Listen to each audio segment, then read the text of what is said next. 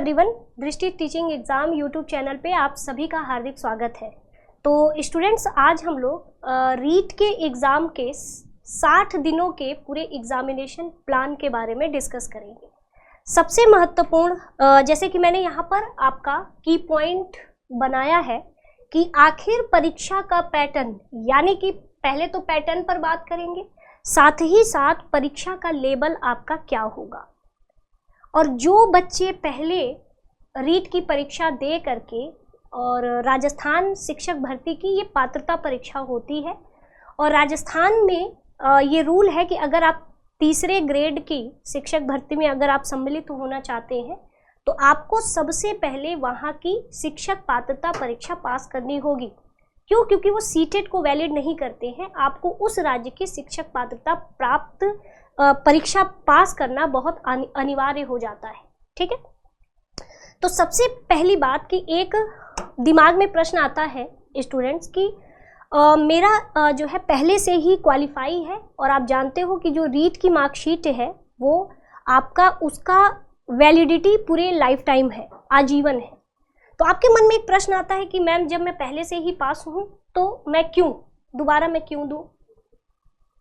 तो ये भी बात आपकी सही है कि अगर मैं पहले से ही पास हूँ तो मुझे दोबारा जो है परीक्षा देने का कोई औचित्य नहीं है। इससे अच्छा कि मैं मेंस के लिए लग जाऊं। या फिर कुछ बच्चे पहले से ही पास होते हैं तब भी सोचते हैं कि नहीं, मैं दूंगा, और या मैं दूंगी या मैं अपना नंबर को इम्प्रूव करूंगा। यानी कि जैसे कि अभी हम लोग उस पर बात करेंगे। अब फिर परीक्षा का स्तर क्या होगा? क्या बहुत ज़्यादा कठिन होगा, या कहाँ से प्रश्न आते हैं, किस किताब से प्रश्न आते हैं? प्रीवियस ईयर पेपर जब हम सॉल्व करते हैं तो उसका लेवल हमें क्या दिखता है, ये सारी चीज़ें हम लोग बात करेंगे। तब जाके जब ये सारी चीज़ों पे चर्चा करेंगे तब हम लोग पूरे 60 दिन के स्टडी प्लान पर बात करेंगे कि 27 फरवरी को पेपर है आपके रीट का, तो पूरे 60 दिन, यानी कि लगभग हमारे पास पूरे 60 दिन का समय है, और हम लोग किस तरीके से आखिर अपनी तैयारी को करें जिससे कि हम ज़्यादा से ज़्यादा नंबर स्कोर कर पाए। तो यहाँ पर बात दोनों के लिए हो रही है। वो बच्चे जो सबसे पहली बार रीट की परीक्षा का फॉर्म भरेंगे और सम्मिलित होंगे, और उनके लिए भी बात हो रही है जो पहले से भी दे चुके हैं और पास हैं। ठीक, फिर हम लोग किताब, आखिर हमें कौन सी किताब ऐसी फॉलो करनी चाहिए जिससे कि हमें हूबहू प्रश्न परीक्षा का मिल जाए, या फिर हमारी तैयारी आराम से हो जाए। ठीक है, तो किताब पर चर्चा, स्टडी प्लान पर चर्चा, और एग्जामिनेशन का लेवल क्या है, परीक्षा का स्तर कितना कठिन है या बहुत सरल है, कैसा है।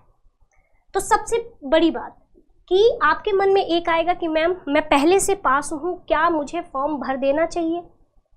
तो आइए सबसे पहले कि फॉर्म की डेट वगैरह देख लेते हैं कि भाई 15 जनवरी तक आपका शुल्क जमा करने की अंतिम तिथि है ना। 16 दिसंबर से 15 जनवरी तक आप कभी भी अपना शुल्क जमा करके फीस सबमिट कर सकते हैं, और एप्लीकेशन यानी कि कुल मिलाकर के फॉर्म भरने की अंतिम तिथि 15 जनवरी है। ठीक है, यानी अभी भी फॉर्म भरे जा रहे हैं।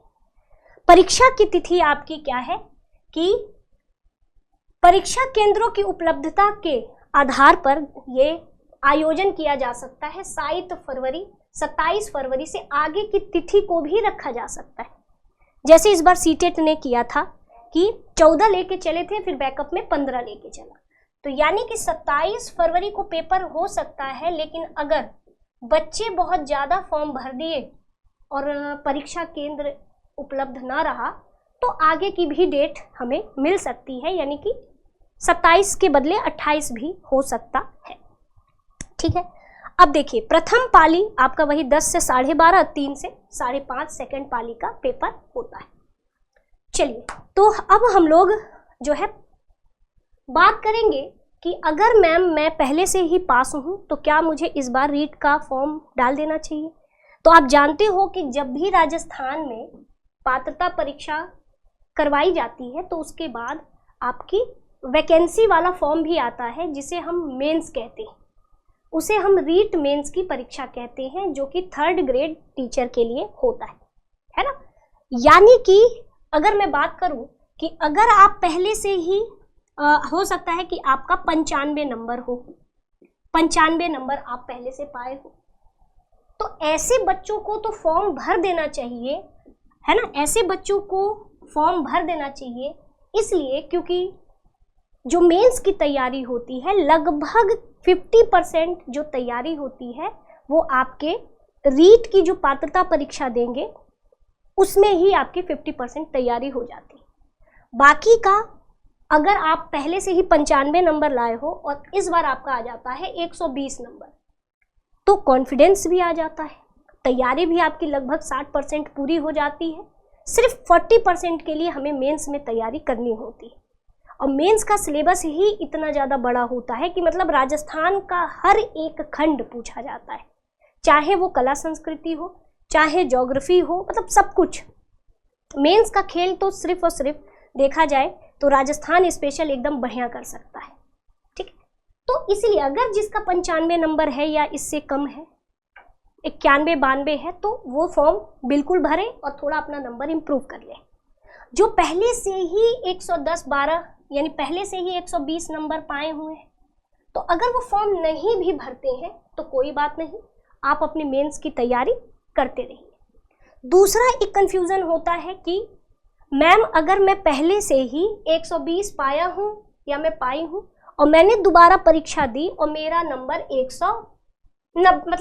92 नंबर आ गया मेरा, तो क्या मेरा ये वाला जो सर्टिफिकेट इनवैलिड हो जाएगा? तो ऐसा नहीं है, दोनों ही सर्टिफिकेट आजीवन रहेगा। अब वो आपकी मर्जी है कि आप परीक्षा में कौन सा सर्टिफिकेट, मेंस का जब आप फॉर्म भरेंगे तो कौन सा सर्टिफिकेट लगाते हैं, या तो ये लगा सकते हैं या तो ये। तो भाई अब 92 नंबर वाला तो आप लगाओगे नहीं, आप कौन सा लगाओगे? 120 नंबर वाला आप अपना सर्टिफिकेट रीट का लगाओगे। है तो दोनों ही आजीवन, चाहे आप कम नंबर वाला या फिर अधिक नंबर वाला। लेकिन अगर नंबर कम है तो इम्प्रूवमेंट के लिए आप लगा सकते हो, और इससे क्या रहता है कि 50% तैयारी हमारे पात्रता परीक्षा के दौरान हो जाती है, 50% की तैयारी के लिए हम एफर्ट लगाते हैं मेंस में, ठीक है। तब जाके हमारा सीओटी के साथ सिलेक्शन हो जाता है। अब हमारे मन में एक और आता है कि मैम ये जो 5वां विकल्प है क्या निगेटिव मार्किंग है परीक्षा में? तो बेशक निगेटिव मार्किंग ऐसे नहीं है जैसे अन्य परीक्षाओं में होता है कि 1/3 कर दिया। यहाँ पे दरअसल सीधे सीधे दे दिया गया है क्या? तो यहाँ पर सीधे सीधे आपका ये 5वां विकल्प का दिया हुआ है। ये जो आपका है, रुकिए हम बता रहे हैं, यहाँ पर एक विकल्प है 5वां विकल्प है, इसी विकल्प जो कि विकल्प ई है, ठीक है। यदि आपने लगातार, जैसे होता है ना कि 150 में आपने 110 सवाल कर लिए, 40 सवाल छोड़ के चले आए और कहीं भी ई विकल्प है ही नहीं। अब इतना तो है ना कि 5वां विकल्प में से कोई सही हो सकता है, ऐसा तो है नहीं कि आप सारा छोड़ते चले आए, है ना। मतलब जरूरी नहीं है कि सिर्फ बी और सी ही सही होगा, हो सकता है कि विकल्प ई भी सही हो जाए। तो अगर आपने कहीं सवाल में विकल्प ई पर टिक ही नहीं किया है तो बेशक है कि आपका 101/3 आपका निगेटिव मार्किंग काटा जाएगा। और यदि अभ्यर्थी कुल प्रश्नों के 10% से अधिक प्रश्नों में 5 विकल्पों में से कोई भी विकल्प अंकित नहीं करते हैं तो ऐसे बच्चों को अयोग्य माने, यानी कि हर 10 प्रश्न में से आयोग ने ऐसे सेट किया है कि आपका एक प्रश्न ई वाला सही होगा ही होगा। तो एकदम ध्यान से करिएगा, और बाकी तो इतना सोचने की जरूरत नहीं है। जिस बच्चे को सही आंसर पता होगा, चाहे वो ई हो, चाहे ए हो, चाहे बी हो, चाहे सी हो, वो लगाएगा ही लगाएगा, ठीक है। तो ये कुछ इस तरीके से ये आपका पैटर्न आपका है। परीक्षा का लेबल क्या होने वाला है? तो यदि आप कक्षा 1 यानी लेबल फर्स्ट यानी कि प्राइमरी के लिए अगर आप रीट दे रहे हैं कक्षा 1 से 5, तो आपका लेबल की कठिनाई कम से कम कक्षा 10 तक का होगा।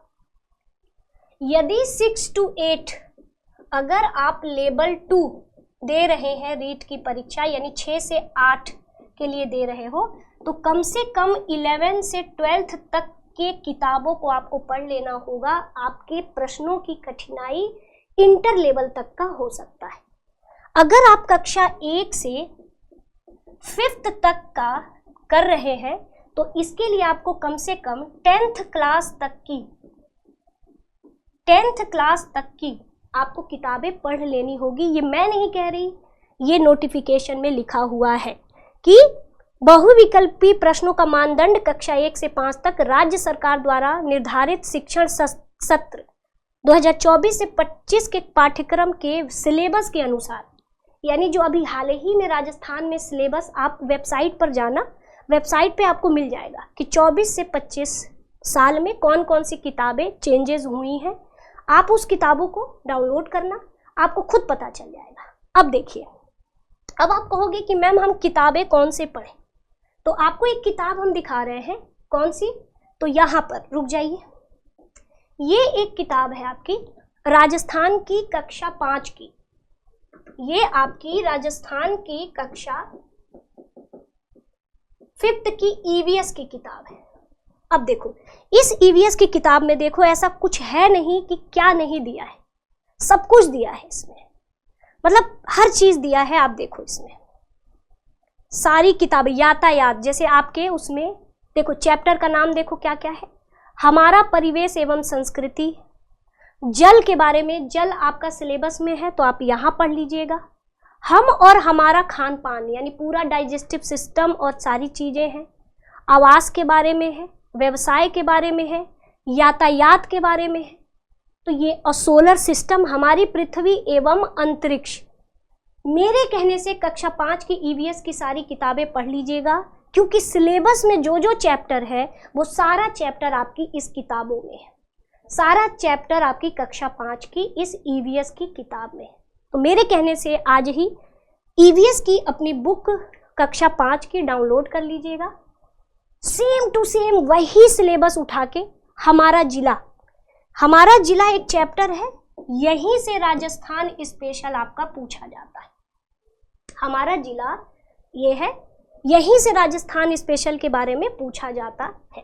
तो ये पूरा आप जरूर डाउनलोड करिएगा, पूरा एक एक चीज, हमारी विरासत, पहाड़ी, ईंधन, हमारा गौरव यानी आर्ट एंड कल्चर, परिवार का आना जाना, रिश्तों की समझ, वृक्षों की महिमा, ये सारी चीजें इस किताब में दी गई है। ठीक है, और साथ ही साथ अगर आपको लगे कि मैं इधर उधर क्यों जाऊं, 60 दिन है तो 60 दिन है, तो मेरा ही कहने का मतलब है कि अगर आप लेवल 1 के लिए, आप दृष्टि का ये पूरा कंपाइल किताब है, सीडीपी है, इसमें पर्यावरण है, विज्ञान है, गणित है, ठीक है, और आपकी भाषा यानी लैंग्वेज की भी है और एसएसटी की भी है। तो ये मेरे प्यारे बच्चों, आप चाहो तो इस किताब से भी पढ़ सकते हो, और अगर आप ये किताब नहीं ले पा रहे हो तो कुछ नहीं करना है, राजस्थान की वेबसाइट पर जाना है ना, उनकी माध्यमिक जो राजस्थान बोर्ड है, आप उस वेबसाइट पे जाओ।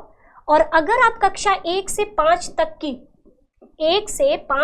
की तैयारी कर रहे हो तो सबसे पहले कक्षा 5 की ईवीएस की किताब डाउनलोड करके पूरा पढ़ डालो। 6 की किताब में देखो कि जो सिलेबस में आपका चैप्टर है वो 6 की बुक में है कि नहीं, वहां से पढ़ डालो। 7th की पढ़ डालो, 8th की पढ़ डालो, 9th की और 10th की, बस आपका काम हो जाएगा। और थोड़े छोटे छोटे नोट्स बनाते चलो और प्रीवियस ईयर क्वेश्चन से मिलान करते चलो। और साथ ही अगर आप कक्षा 6 से 8 का कर रहे हैं तो 10 तक की तैयारी तो हो गई, थोड़ा 11th 12th के चैप्टर को देख लीजिए कि जो सिलेबस में लिखा है वो चैप्टर आखिर उस किताब में कहाँ है, और आराम से उसे ढूंढ के पढ़ लीजिए। तो कुछ नहीं करना है, राजस्थान बोर्ड की वेबसाइट पर जाना है, कक्षा 5 की ईवीएस की बुक डाउनलोड करना है, उसे पढ़ लेना है।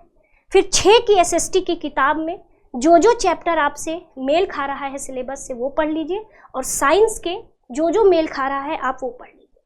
तो मेरे प्यारे बच्चों, आज के लिए यही है, 60 दिन आपको यही करना है और प्रीवियस ईयर क्वेश्चन को लगाना है। अगर आप ऐसे करते हो तो मेंस की भी तैयारी 60 से 70% यहीं से हो जाएगी। ठीक है, और ये मैं कहाँ के लिए कह रही हूँ, तो मैं पर्यावरण अध्ययन की मैंने बात की है, मैंने ईवीएस की बात की है, और मैथ की भी आप ऐसे ही करेंगे।